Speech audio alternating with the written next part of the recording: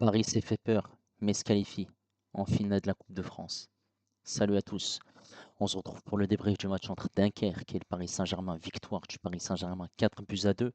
Des buts qui ont été inscrits dans un premier temps par ces Dunkerquois, 7e minute de jeu, Sasso, El Saad, 27e minute de jeu pour le deuxième but. Et après cette équipe du Paris Saint-Germain qui a réussi à revenir dans cette rencontre juste avant déjà cette première mi-temps, 45e minute de jeu. Ensuite, on a ce but de Marquinhos, 48e minute de jeu, Doué, 62e minute de jeu, et Ousmane Dembélé dans le temps additionnel, 90 plus 3 minutes de temps additionnel. Merci aux personnes qui étaient présentes avec moi en live pour suivre ce match. N'hésitez pas à liker et à vous abonner si vous êtes nouveau. On est parti pour les statistiques de cette rencontre qui sont en faveur du Paris Saint-Germain. 30 tirs, 11 tirs cadrés, 4 buts. Pour cette équipe de Dunkerque, c'est 11 tirs, 3 tirs cadrés.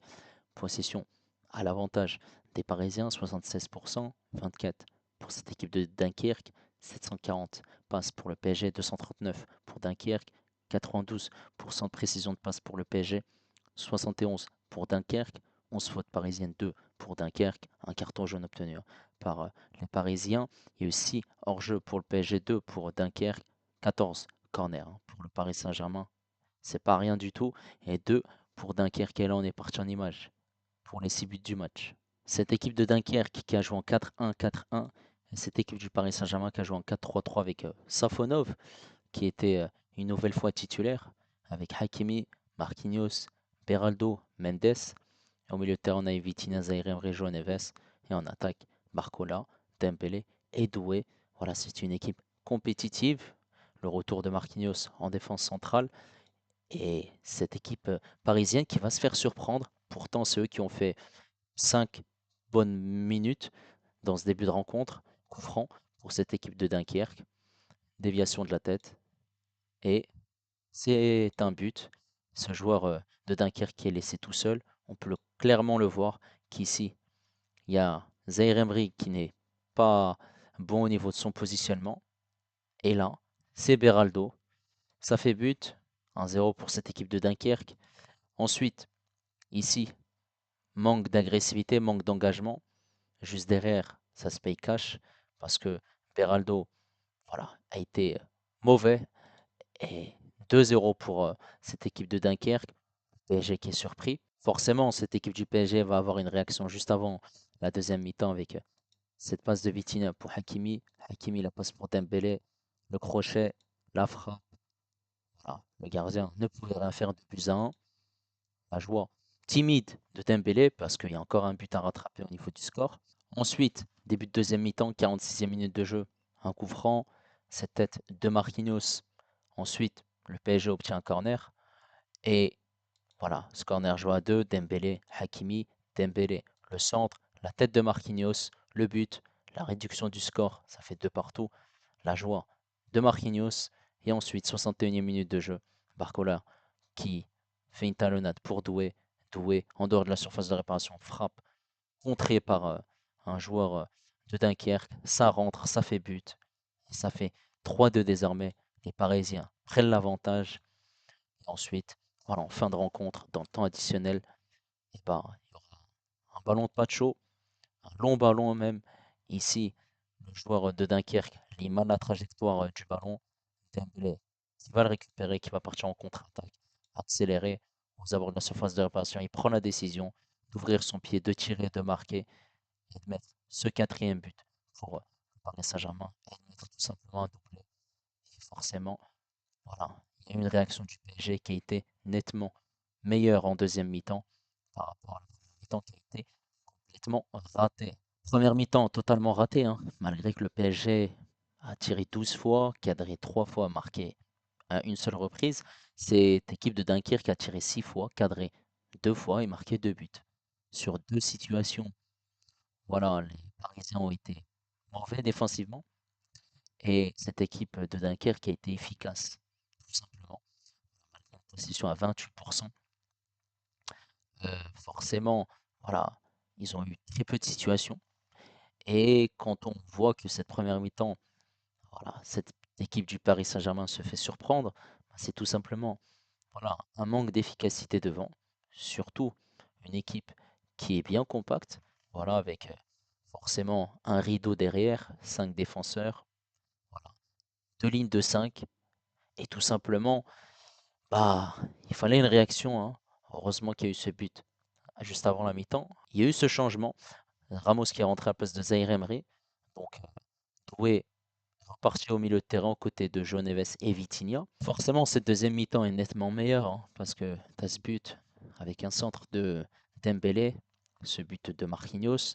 Ensuite, tu as un but, une frappe en dehors de la surface de réparation de Doué. Ces Parisiens qui ont insisté, qui ont obtenu énormément de corners, malgré que cette équipe de Dunkerque avait clairement du mal, hein, en deuxième mi-temps, hein. Et forcément, voilà, ça a été dur pour eux quand on voit qu'ils ont tiré quand même 5 fois en deuxième mi-temps, mais c'est des frappes non cadrées. Et après, il y a ce deuxième but où voilà, les Dunkerquois lisent mal la trajectoire de ce ballon et Dembélé qui marque juste derrière. Forcément, il y a des problèmes défensifs et on va parler de ça et de la prestation des joueurs du Paris Saint-Germain. On va commencer par Safonov qui encaisse 2 buts. Bon, sur les 2 buts, il peut pas faire grand-chose, mais sinon, son match, voilà, il n'y a pas grand-chose à dire. Hakimi qui fait un match, on va dire, correct. Voilà, il a fait une passe décisive pour Dembélé. Première mi-temps où il a été mis en difficulté, hein, par ses joueurs de Dunkerque. Il a eu beaucoup d'erreurs défensives. Il a quand même été nettement mieux en deuxième mi-temps où il a joué vers l'avant. Il a pu servir ses partenaires. Voilà, il a su combiner, su être intéressant, pertinent. Mais sinon, voilà, il y a pas mal d'erreurs qu'il a gommées, hein, par rapport à cette première mi-temps. Voilà, je trouve que globalement, ça reste malgré tout un match correct. Par contre, cette charnière centrale, Marquinhos, Beraldo. Là, on a clairement vu que Beraldo a commis énormément d'erreurs. Et Marquinhos remontait les bretelles à Beraldo. Beraldo qui fait des erreurs sur le premier, sur le deuxième but, beaucoup de passes ratées, le placement il est raté aussi. Il se fait battre de vitesse. Il ne presse pas le joueur qui va tirer du côté de Dunkerque. Et du coup, il laisse des possibilités aux Dunkerquois. On l'a vu, hein, en deuxième mi-temps, lorsqu'il y a eu les changements. Cette équipe de Dunkerque a eu quand même des situations. Et Beraldo a fait un match catastrophique aujourd'hui. Il est passé totalement à côté de son match. Voilà, des erreurs techniques, des passes ratées. C'était très mauvais quand même. Marquinhos qui fait un match correct, même s'il y a quand même quelques erreurs.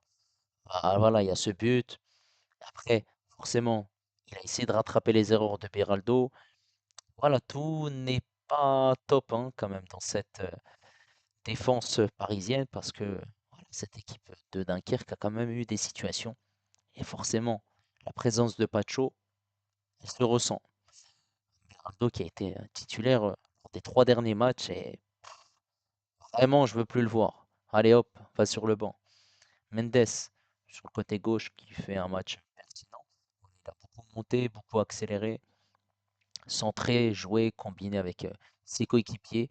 Voilà, il a été mis par moments en difficulté, mais ça reste très peu, hein, par rapport à Hakimi. Voilà, ça reste un match pertinent.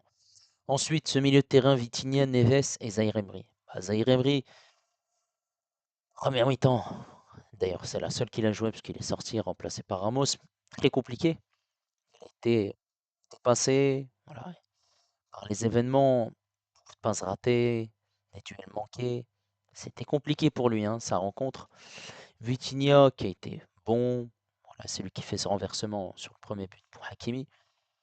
Il a joué, récupéré des ballons, il a été intéressant. Il jouait rapidement une touche de balle. Voilà, ça reste prestation correcte. João Neves qui a fait son match, qui a été au four et au moulin pour tacler, jouer vers l'avant, fluide dans le jeu.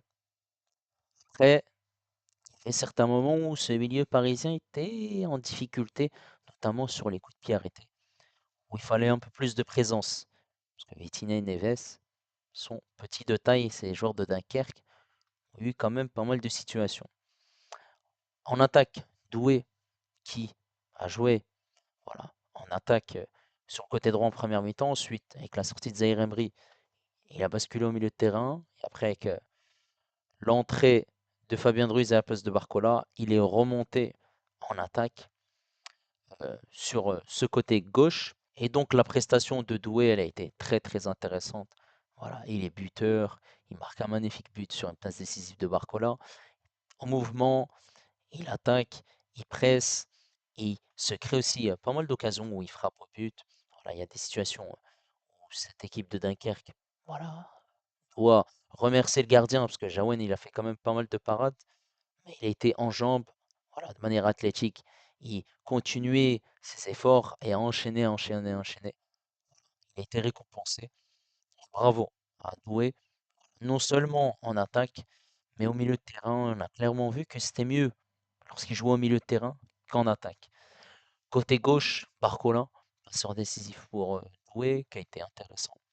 Et dans son jeu, tout n'a pas été réussi. Parce qu'en première mi-temps, c'était compliqué, vu qu'il y avait très peu d'espace. Forcément, en deuxième mi-temps, c'était nettement mieux, où il prenait la profondeur, il accélérait, il driblait, il rentrait dans cette surface de réparation. Et ça a été largement mieux, où il a su jouer avec ses partenaires, à essayer de provoquer, combiner. Voilà.